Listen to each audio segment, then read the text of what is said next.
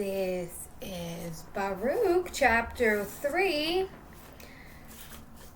Almighty Lord God of Israel, a soul in anguish, a troubled heart now cries to you.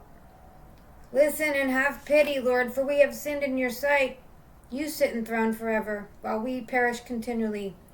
Almighty Lord God of Israel, hear the prayer of the dead of Israel and the sons of those who have sinned against you and have not listened to the voice of the Lord their God. Hence the disasters that have seized on us.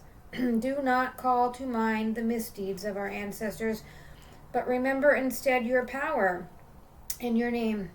You indeed are the Lord our God, and we long to praise you, Lord, since you have put respect for you in our hearts to encourage us to call on your name. We long to praise for you in our exile. We have emptied our hearts of the evil inclinations of our ancestors who sinned against you. Look on us today, still in exile, where you have dispersed us as something execrable, accused, condemned in punishment for all the misdeeds of our ancestors who have abandoned the Lord our God. Listen, Israel, to the commands that bring life.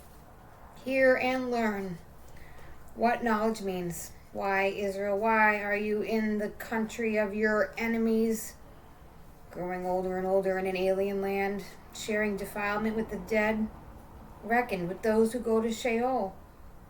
Because you have forsaken the fountains of wisdom. Had you walked in the way of God, you would have lived in peace forever. Learn where knowledge is, where strength, where understanding, and learn where length of days is, where life, where light of the eyes, and where peace. But who has found out where she lives? Who entered into her treasure? Where now are the leaders of the nations, and those who ruled even the beasts of the earth? Who had the birds of heaven at their beck and call? Who accumulated silver and gold on which mankind relies, and whose possessions had no limits? Those who displayed such artistry in silver that their masterpieces beggar imagination.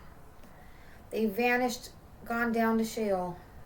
Others have risen to their places. Most recent generations have seen the day, the people in the earth their turn. But the way of knowledge is something that they have not known. They have not recognized the path she treads, nor have their sons have any grasp of her, remaining far away. Nothing has been heard of her in Canaan. Nothing has been seen of her in Teman. The sons of Hagar are in search of worldly wisdom. Merchants of Midian and Tema, tale spinners and philosophers, have none of them found the way to wisdom, or discovered the paths she treads. How great, Israel, is the house of God, how wide his domain, immeasurably wide, infinitely lofty. In it were born the giants, famous to us from antiquity, immensely tall, expert in war. God's choice did not fall on these. He did not reveal the way of knowledge to them. They perish for lack of wisdom, perish in their own folly. Who has ever climbed the sky and caught her to bring her down from the clouds? Who has ever crossed the ocean and found her to bring her back in exchange for the finest gold?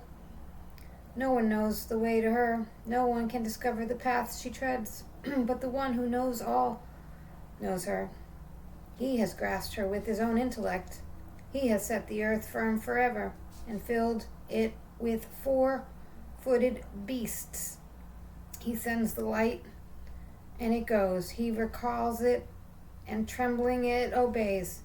The suns shine joyfully at their set times. When he calls them, they answer. Here we are. They gladly shine for their Creator. It is He who is our God.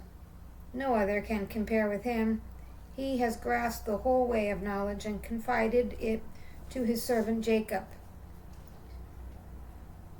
to Israel, his well-beloved, so causing her to appear on earth and move among men. This is the book of the commandments of God, the law that stands forever. Those who keep her live, those who desert her die.